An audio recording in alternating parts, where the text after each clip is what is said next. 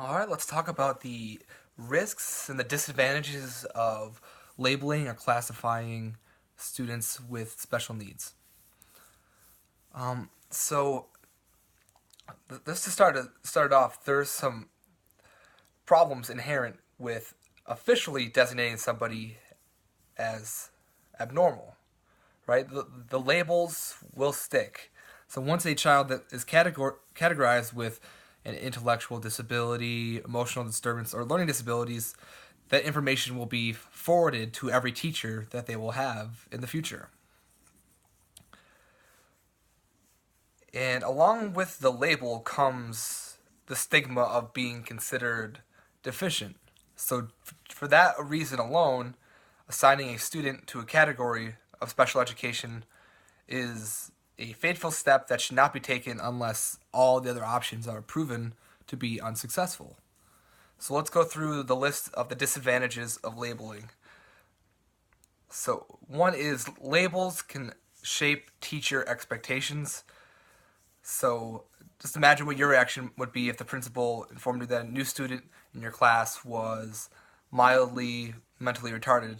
Studies on teacher expectations have demonstrated that what teachers believe about student capability is directly related to student achievement. So, some teachers, if their expectations for a student might not be as high once they hear that they have an IEP or they're special needs, they have some sort of disability, their expectations might not be as high. And there's been studies to prove that. Another thing is labels perpetuate the notion that students with mild disabilities are qualitatively different from other children.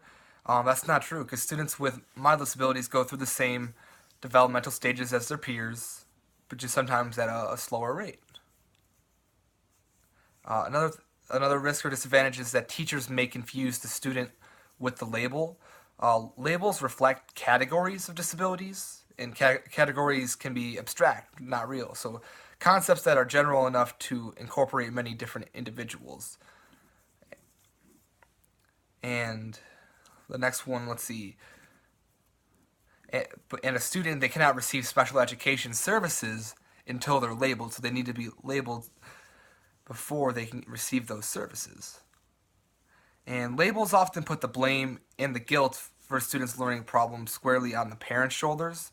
So that's kind of a disadvantage too. Sometimes people might feel like it's their fault, and in many cases it's unjustified because students may be mislabeled or teachers may not fully understand the many different causes of a mild learning disability, right?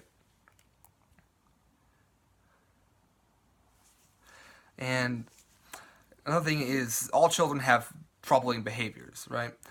So adding that label can exaggerate a student's actions in the eyes of the teacher.